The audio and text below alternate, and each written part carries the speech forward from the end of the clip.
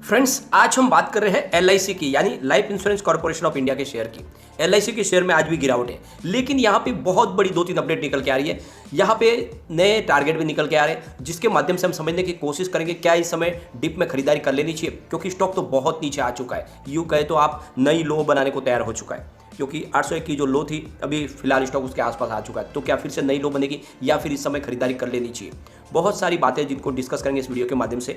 और कितने मजबूत है एलआईसी, क्या एलआईसी में इस समय इन्वेस्टमेंट करना चाहिए? क्योंकि जो आशा थी कि लोगों को बेनिफिट दिया जाएगा डिविडेंड के माध्यम से, वो तो आशा पूरी हुई नहीं, क्योंकि डिविडेंड इतना कम दे दिया गया है कि लोगों को बहुत ज़्यादा मायूसी हो गई है। लेकिन फिर भी जो पॉलिसी होल्डर है वो शेयर बेचने को तैयार नहीं है। इसका नतीजे आप देखोगे, उदाहरण तो यहाँ पे वॉल्यूम काफ़ी कम है, जिससे एक बात समझ में आ रही है कि जो भी इसके शेयर होल्डर जो पॉलिसी धारक थे उन्होंने अब यहाँ पे शेयर बेचने से अपने आप को साइड में कर लिया है, और इसी वजह से यहाँ पे वॉल्यूम कम होता हुआ दिखाई देगा। तो ऐसे में क्या हमें खरीदारी करनी चाहिए? क्या आने वाले समय में अच्छी तेजी बन सकती है? एमके ग्लोबल की तरफ से इसका नए टारगेट दिया गया है, क्या है टारगेट उसको भी डिस्कस करेंगे। और यहाँ पे एमडी की तरफ से एक बड़ा बयान दिया गया है, क्या है वो बयान, उसके क्या मायने हैं, उसको भी जानने की कोशिश करेंगे इस वीडियो के माध्यम से। लेकिन फ्रेंड, उससे पहले अगर आप पहली बार हमारे चैनल पर आए तो चैनल को सब्सक्राइब कर दीजिए, एक बेल आइकन दबा दीजिए ताकि जब भी नया वीडियो बने पहला नोटिफिकेशन आपको मिले। वीडियो पसंद आए तो लाइक शेयर जरूर कीजिए। चलो फ्रेंड्स, वीडियो स्टार्ट करते हैं। अभी बाजार शुरू है, करीब 2:45 का टाइम है। स्टॉक आज ओपन हुआ 809 पर और इसकी लो बनी 806 की, हाई है 813 की। फिलहाल स्टॉक 807 पर है, यानी नीचे की तरफ ही है। 0.41% की गिरावट है, लगभग आधा प्रतिशत की गिरावट है। तो क्या गिरावट ऐसे ही जारी रहेगी या फिर तेजी बन सकती है? तो यहाँ पे बहुत बड़ी अपडेट निकल के आ रही है एमके ग्लोबल की तरफ से। एमके ग्लोबल का कहना है कि स्टॉक काफ़ी ज़्यादा गिर चुका है, करीब अपने आईपीओ प्राइस से 14% नीचे आ चुका है। तो उनका कहना है कि इस समय आपको स्टॉक को होल्ड करके रखना चाहिए, और वो 8% की अपसाइड देख रहे हैं ऊपर की तरफ। यानी उनका कहना है कि इस लेवल से 8% की तेजी हमें जल्द ही देखने को मिल सकती है।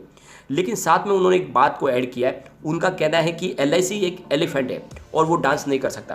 तो उनका कहने का मतलब यह है कि आप देखोगे तो बहुत बड़ी तेजी यहाँ पे देखने को मिलेगी, या फिर बड़ी गिरावट होगी, तो ऐसा कुछ पॉसिबल नहीं है, क्योंकि ये एक बड़ा हाथी है। हाथी चलता है तो उसको जल्द कोई हिला भी नहीं सकता है। तो एलआईसी का शेयर अपनी चाल के साथ में ही चलेगा, जैसे हाथी चलता है। तो ये धीरे धीरे अगर नीचे आ रहा है तो फिर धीरे धीरे बढ़ना शुरू होगा, तो तेजी से ऊपर भी जाएगा। लेकिन दूसरे शेयरों की तरह इसमें अप डाउन देखने को नहीं मिलेगी, ये एमके ग्लोबल का कहना है। और उनका कहना है कि इस लेवल पे आपको उन्होंने होल्ड की रेटिंग दी है, और जो टारगेट प्राइस दिया वो 875 का। तो उनका कहना है कि यहाँ पे अगर आप इस समय खरीदारी करते हो तो 875 का टारगेट देखने को मिल सकता है, जो फिलहाल अभी भी बहुत नीचे आईपीओ प्राइस से। जिससे एक बात तो समझ में आ रही है कि जो लोग आईपीओ में इन्वेस्टमेंट किए उनको अभी बहुत ज़्यादा लॉस की संभावना बनी हुई है, और जो उन्होंने रेटिंग दी वो न्यूट्रल की है। इसके पीछे उन्होंने 2-3 फैक्टर गिनाए। उनका कहना है कि ये जो परंपरागत जो पॉलिसी बेचते हैं उसकी जगह पे जो इनके कंपटीटर है, जो प्राइवेट प्लेयर है, वो काफ़ी अट्रैक्टिव और एग्रेसिव तरीके से ऐसी पॉलिसियाँ बेचते हैं जिनमें उनको बहुत ज़्यादा मार्जिन मिलता है। इस मामले में एलआईसी पीछे है। लेकिन फिर भी एलआईसी का जो प्लस पॉइंट है कि ये इनकी पहुँच हर घर में है। यहाँ पे इनके पास बहुत बड़ा मार्केट शेयर है, और इस वजह से यहाँ पे आने वाले समय इनके पॉलिसी धारकों को प्रॉफिट मिलने की संभावना बनेगी, और इसके शेयर होल्डर को भी अच्छा खासा प्रॉफिट मिल सकता है। तो उनका कहना है कि कुछ प्लस पॉइंट है, कुछ माइनस पॉइंट है। फंडामेंटली कंपनी मजबूत है और इस लेवल पे खरीदारी करने की संभावना बनती है, और उन्होंने सलाह भी दी है कि खरीदारी आपको करनी चाहिए निचले लेवल से। और यहाँ पे अगर आप देखोगे तो बहुत सारे जो रिसर्च एनालिस्ट है उनका भी कहना है कि दूसरे प्राइवेट प्लेयर के सामने इसकी जो वैल्यूशन है फिलहाल बहुत कम है, यानी फेयर वैल्यू पे स्टॉक मिल रहा है, तो खरीदारी की जा सकती है। लेकिन सबसे बड़ी प्रॉब्लम इनकी यही है कि बिजनेस के मामले में ये पिछड़ रहा है, और प्राइवेट प्लेयर बहुत आगे मार्जिन वाला बिजनेस कर लेते हैं। फ्रेंड्स, यहाँ पे एलआईसी की तरफ से एक बड़ी जानकारी दी गई है। एलआईसी ने इस साल शेयर मार्केट से करीब 42,000 करोड़ रुपीज़ का प्रॉफिट कमाया है इन्वेस्टमेंट के माध्यम से। तो अगर आप देखोगे तो ये फाइनेंशियल ईयर का जो इनका प्रॉफिट है ये पिछले साल के मुकाबले काफ़ी ज़्यादा है, क्योंकि पिछले साल सेम क्वार्टर में इन्होंने 36,000 करोड़ रुपीज़ का ही प्रॉफिट कमाया था 2020 और 21 के बीच में। तो इस बार इनकी काफ़ी अच्छी बढ़ोतरी है।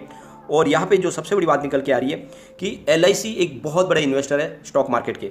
करीब 42 ट्रिलियन की इनकी जो एसेट मैनेजमेंट, उसमें से 25% का जो इनका इन्वेस्टमेंट है वो डायरेक्ट शेयर मार्केट में होता है, और वहाँ से इनको अच्छा खासा प्रॉफिट भी मिल रहा है। तो इस बार भी इन्होंने शानदार प्रॉफिट कमाया।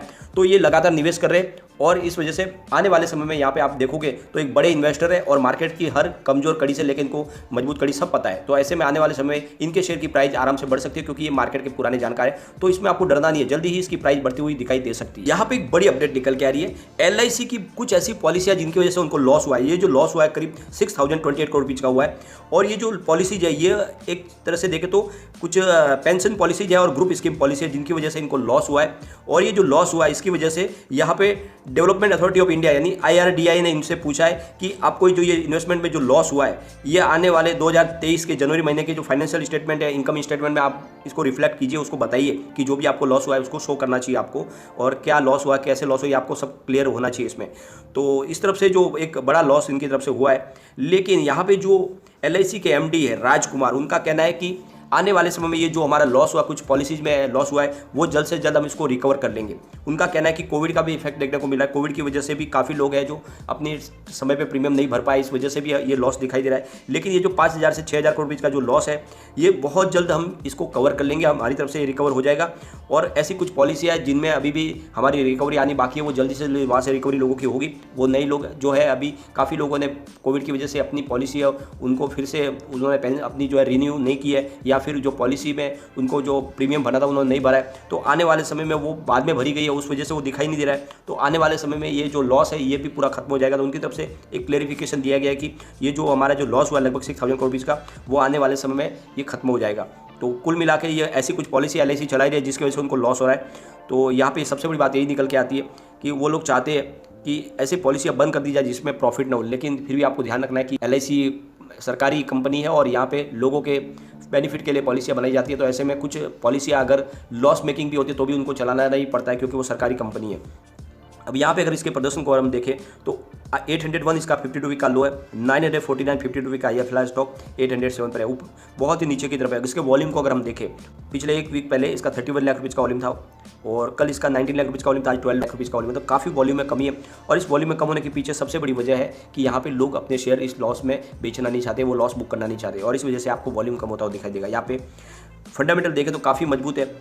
यहाँ पे देखें मार्केट कैप LIC का करीब 5,12,578 करोड़ रुपये का है। इसका P रेशियो 124.26 है, PB रेशियो 45.21 है, इंडस्ट्रीज P 13.83 का है और ROE इसका 45.27% है, EPS 6.52 है, बुक वैल्यू इसकी 17.93 है, फेस वैल्यू 10 रुपीज़ की है। तो फंडामेंटल तो अच्छे हैं, लेकिन जो इन्होंने डिविडेंड दिया वो बहुत ही ज़्यादा मायूस करने वाला है। इस बार इससे ऐसी आशा किसी को नहीं थी कि इतना कम डिविडेंड दिया जाएगा, यानी पर शेयर आपको 1.5 रुपये का डिविडेंड बहुत ही कम हो जाता है, जबकि इसकी प्राइस ही आप देखो तो 950 के आसपास है। तो ऐसे में इस डिविडेंड की वजह से लोगों में मायूसी छा गई। लेकिन यहाँ पे काफ़ी रिसर्च एनालिस्ट जिनका कहना है कि इस लेवल पर खरीदारी करनी चाहिए, MK ग्लोबल की तरफ से भी होल्ड की कॉल दी जा रही है।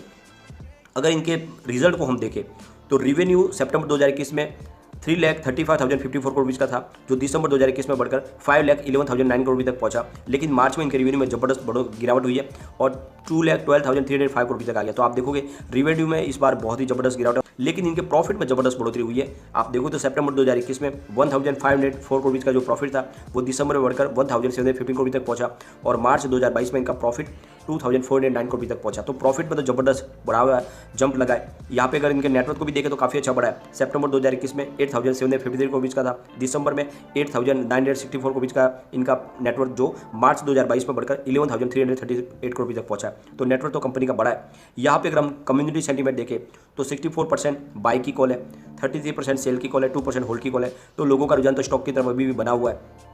एक बार इसके पिवट लेवल को भी चेक कर लेते, तो यहाँ से अगर गिरावट होती है तो 806 का फर्स्ट सपोर्ट है, ये सपोर्ट टूटा तो 803 तक स्टॉक जाएगा और उससे भी नीचे गिरा फिर 797 तक जा सकता है। और अगर एक बार स्टॉक 800 नीचे चला गया तो ये 750 तक भी जा सकता है, ये आपको ध्यान रखना है।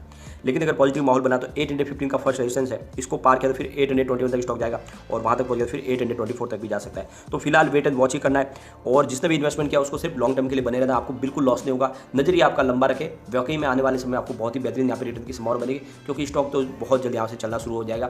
थोड़े समय के लिए यहाँ पे माहौल बिगड़ा हुआ है तो आपको यहाँ पे स्टॉक रुकता हुआ दिखाई देगा, लेकिन जल्दी यहाँ पे तेजी बन सकती है। तो लॉन्ग टर्म का नजरिया लेके ही इसमें निवेश करें, शॉर्ट टर्म के लिए इन्वेस्टमेंट बिल्कुल ना करें। लेकिन फ्रेंड, कोई भी इन्वेस्टमेंट करने से पहले अपने फाइनेंशियल एडवाइजर से बात ले लें या अपना खुद का रिसर्च करें, क्योंकि मैंने वीडियो आपके एजुकेशनल पर्पज के लिए ही बनाया। वीडियो पसंद आए तो लाइक शेयर जरूर कीजिए और चैनल को सब्सक्राइब कर दीजिए। Thank you friend.